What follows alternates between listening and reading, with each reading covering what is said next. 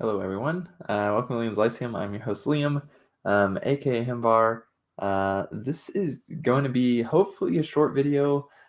This is my third video I'm recording to come up here on Wednesday. I'm not going to edit it at all. I'm not going to put my intro or anything in it. So lucky for you. But I could not think of anything, any idea to record anything basically to satisfy my mind. I had a bunch of ideas, but none of them seemed like good enough for whatever reason.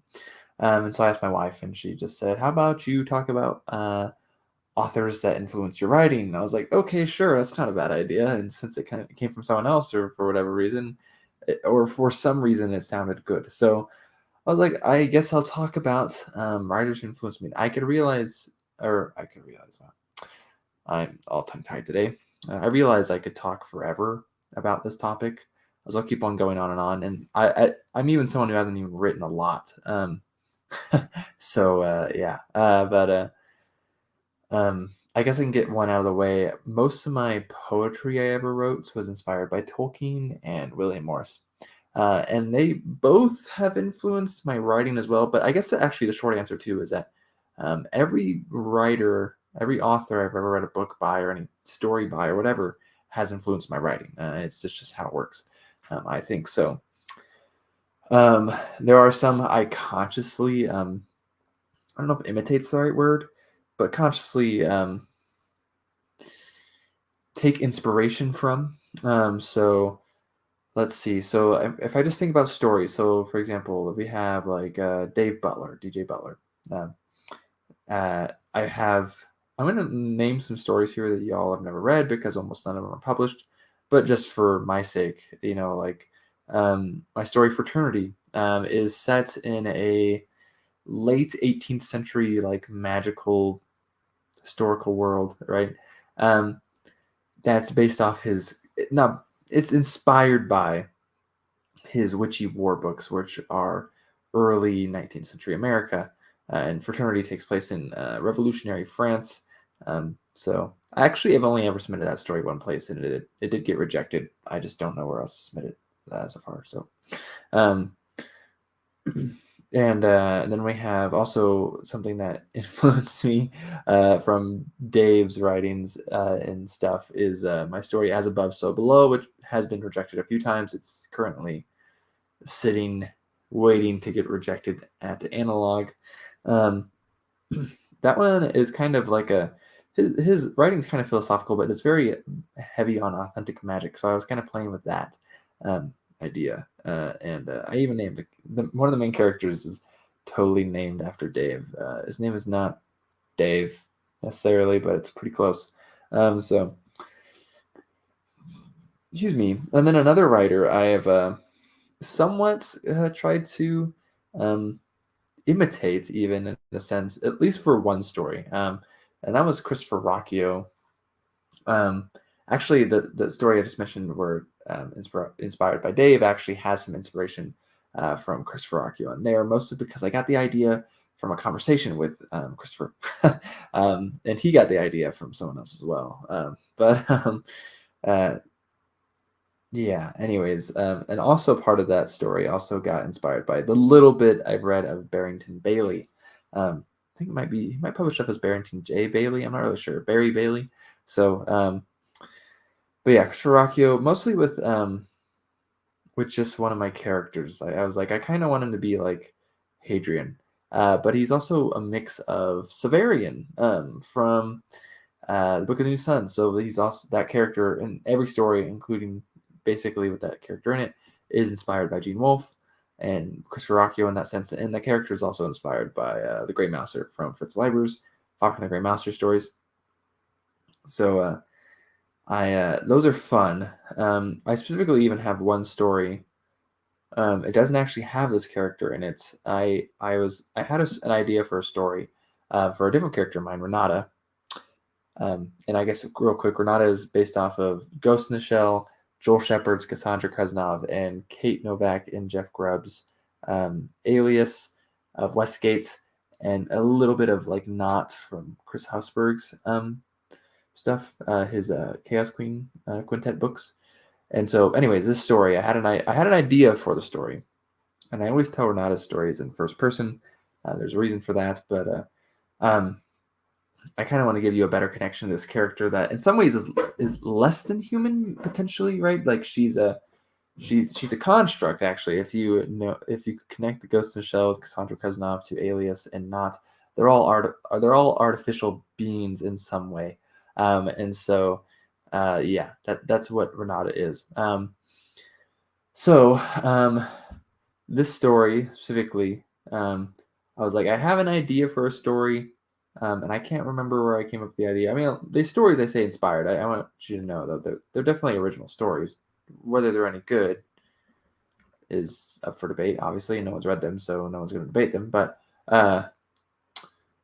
the story, I was like, I don't want to just tell the story, or at least it was just seemed like a boring thing to do at the time, until I was like, wait, I can combine kind of the structure used in The Curse of the Golden Skull by Robert E. Howard, which is technically a Cole story, Cole of Atlantis story, and I could combine it with the Sadness of the Executioner, which is a Fritz Leiber Fafner Great Mouser story.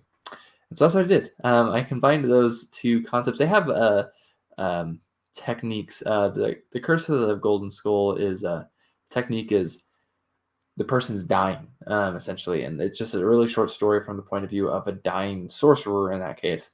And the Sadness of the Executioner is about death and needing to meet his quota of lives to reap, basically. And he's like, I need 2 heroes, and so he tries to get fought from the Grey Mouser. It doesn't work out, of course. I guess it's a spoiler, but it's really cool because it's counting down. He's like, I have 20 seconds or whatever to meet this quota, and so it's counting down.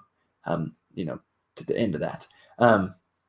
So like, let me combine these. I was like, let me take the 5 seconds of Renata's life and have her kind of flashback it all. So it's 5 seconds, but it recounts how she got to that point. Renata, though she's artificial, is immortal in a sense. So you'll have to read the story to figure it out, I guess. That one actually should be getting published. Spoiler alert. But and then other authors. And for Gene Wolfe, my character, the 2 characters I write the most of as of right now are Renata and Arian. And I think Arian I've probably written the most of. And his name is definitely inspired by Severian. I did not just like cut off Sev, and make it Arian. I actually got the name from followers of like Arius, like the Aryan like creed type thing. Like the Goths follow. It's a Christian heresy, essentially. That's what it's considered these days, at least. And so basically the idea was to point that he's a heretic in a sense. Severian is technically, I think, the name of a saint, but also to point out that he is severe somehow.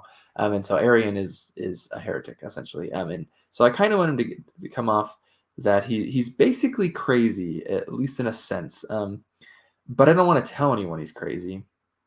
And in some ways, he seems pretty normal. But he also is like, I use my weirdest vocabulary with him because I'm just like, I want this. He's well educated as well. And so, but he's just odd.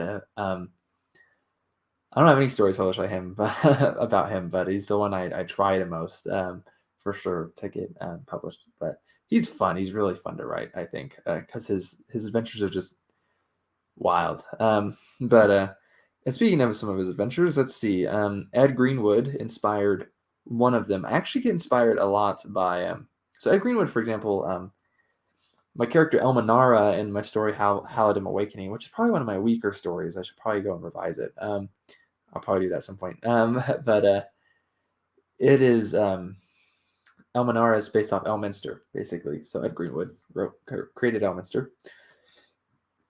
Excuse me. But I also just write based off of different experiences, and so most of those are too personal to share. But one actually, I guess, speaking of Ed Greenwood, as I got to speak with Ed Greenwood in May of 2022, and in June I found out his wife had passed away, and I knew she was sick. He let me know that when I was talking to him. that made me really sad, and so I was like, let me write a story about this kind of, to a cathartic experience. And so the story has a character in it who's basically Ed Greenwood. So I mean, like, he's not at the same time. It's not really similar, but in a way, he's kind of a stand-in. So there's just stuff like that. And then I have one story that's very much me trying to see if I can play my hand at Clark Ashton Smith. The story is also going back to Christopher Rocchio, inspired by Howling Dark, specifically Howling Dark, and maybe you can guess what from Howling Dark. And then it's also inspired by something, actually the same inspiration for something in Howling Dark. I got inspired by it, so I was inspired by both. The thing that was inspired by this previous thing, it is something in Angel's Egg, which is an anime like art film, I guess technically. Um, it's by the same guy who made the Ghost in the Shell. I'm pretty sure, Oshi. So that is Okaroo Bliet. And so it's kind of like a Clark Ashton Smith thing I'm going for. Some of the criticisms I've gotten is that like there was like not enough inner like thought, like what my like it's Arian, what he thought about it, and I was like, Arian didn't have much thoughts about it. That's why you don't get his thoughts about it, because he doesn't. It's just normal for him. And I realize in some ways that comes off as like a crappy 100-year-old pulp story where they just don't progress their characters at all. Is like, that is Arian's character, is the fact that he doesn't care. It's done on purpose. So um, and now when I write Arian, I sometimes make him like more introspective, but it's still stupid. Like one story which doesn't have a ton of inspiration from any other stories I've read. It does. This one was again something inspired by something I had heard, not something that happened to me, but something that happened to a friend, kind of. And in the story, it's basically all the characters are like represent animals in a sense, and so I have Arian. I was like, since apparently I need to make Arian have more inner thoughts according to some editors or whatever. I was like, okay, yeah, here's his thought. He thinks he's an apologue, so it's like almost like he's breaking the fourth wall. He's not. That's not the intent, but but in a sense, he is an apologue. So he is, I guess, in a sense too. Anyways, that's my. I like writing what I want to write, and I realize a lot of people don't care for it, and in some ways, it's maybe not that good. I haven't had a lot of people read it, of course, um, and so in some ways, it's just like, whatever. But I'm a big proponent of write what you want to write, essentially, and because like there may be some ways you can improve some things, and maybe you can suggest what is going to improve those things. But other times, I think and I realize this is a common thing, but the editor is often wrong, in my opinion, in some cases. You know what I mean? Because like what I mean by that is that like if the artist had a vision for something and he or she accomplished what they wanted, isn't that good? And improving some things is one thing, but just changing it to please someone else is dumb. And I realize you kind of have to do it sometimes, or maybe should do it sometimes, but still. I have a lot of stories, anyways, that are inspired by a bunch of stuff. So, like, Paul's Kemp inspired a little bit of one of my stories directly. My first short story I ever wrote, which is actually more of a novelette, was straight up inspired by T.W. Anderson, Renfail, Tim. So, and then one story I have, the only one that's like published that I got paid for as of right now is short as heck. It was inspired by a short story I read from David Wiley's collection of Merchant Noria and other stories or tales. I'm blanking on what that is right now. And The Hobbit. That was the inspiration for that story. I actually already had the character. I made the character a few years ago, but the story itself was based off that. And then, I have one story it's funny, is inspired by my older writings. My first novel I ever tried to write was a bad idea. Well, it wasn't a bad idea. It just didn't work out very well. I didn't get very far anyways. And so I kind of wanted to like lay it to rest. And this story should actually be getting published too. I say should be because I've been told by editors that they want to, but I don't trust them for some reason, and I'm always afraid that they're just going to say never mind. So I don't want to get all excited if it doesn't work out for some reason. So I don't think that'll happen, but just being cautious, overly cautious probably. But anyways, this story was like kind of my send off to that novel, because I like always felt like sad that it was incomplete, and so essentially that story starts with someone going to fish, and while they're fishing, something really bad happens, which kicks off this quest, right? Really, it's really lame and it's really poorly written, right? But I wrote it when I was like 13. Um, and so I was like, we're going to kind of do that. I switched some things up a bit. For example, I made the character a girl instead of a boy. But I was like, we're going to have it feel like kind of that might happen, basically just through a nightmare. And then that's not actually the case. So it's really short. It's less than 1,000 words. But um, in a couple of my stories, maybe I'm a little bit inspired by Erickson. It's more of like I am terribly impressed by Erickson, and I don't know how to imitate him. And I don't want to imitate him. I don't know how to incorporate him in some ways. Vance a little bit, Thomas Mallory, especially with my last story, which is definitely Arthurian, and it probably has something to do with the fact that I was reading Thomas Mallory at the time. That one's also inspired by Beowulf, so anonymous. And Anonymous is inspired a little bit of that Arthurian stuff too. Robert E. Howard, especially with my character Ethanar, which is also inspired by R.A. Salvatore's Wolfgar. This is one of my older characters. And there's a story also by the anonymous author of The Wanderer, or The Exile's Lament, which is a poem I shared a few weeks ago. And C.L. Moore, also the video game Phantom Dust, were the inspiration, and Vance actually even, were the inspiration for this really short story I have right now. So it's like, yeah, anyways, I like the story, actually. I think I might use that character for a few things, but anyways, this is super rambly. I realize that it kind of sucks. I probably maybe for some people that you can't read a lot of this stuff. Maybe I will link like the one story I have. I have another story published, actually. It's fan fiction though, and it's published on the thing, the Weave in the Voids, which is what the fan fiction's for, the Weave in the Void, on their Patreon. And that one actually, that one has a little bit of inspiration. It was actually from, again, this is by T.W. Anderson, the Weave in the Void novel that is being serialized on their Patreon. And also, I was just playing around with things, so like, yeah, like knife and spear. That's a very important thing in that story, and that's the name of the story, actually. So, but yeah. Anyways, I don't know. I guess I'm sure there's some people out there who writes or even wants to write, maybe, and maybe what do you have? And also maybe I could suggest something too, because I know some people who want to write. At least for me, this is what my problem was. I wanted to write ever since I was 13, right? And I've started novels off and on, and I can never finish them. I just couldn't.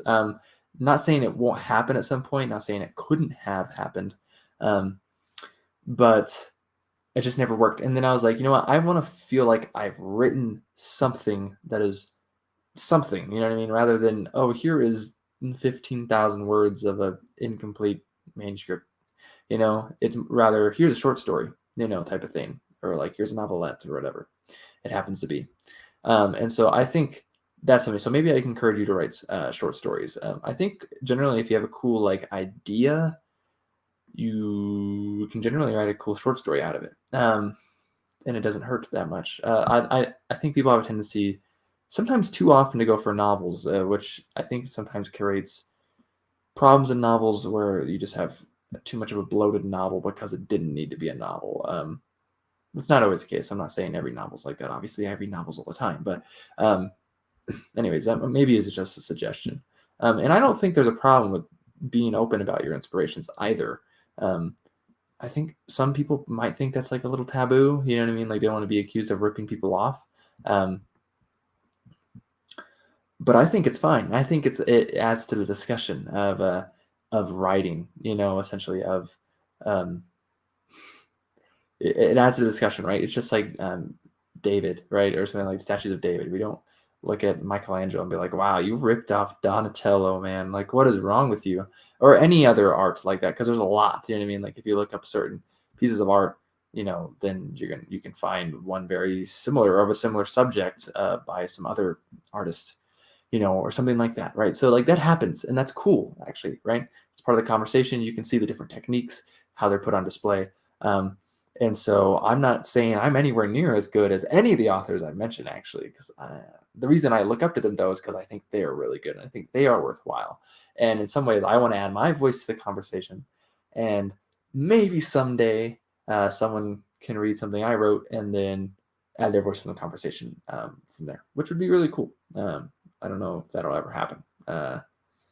I'm not really sure what I'm going to do because a lot of my stories do get rejected. So I am thinking about doing like a collection of some sorts. I don't want to self-publish terribly. Like I don't want a lot of my stories to be just originally self-published, but maybe I'll get over it. Maybe I'll find like an indie publisher.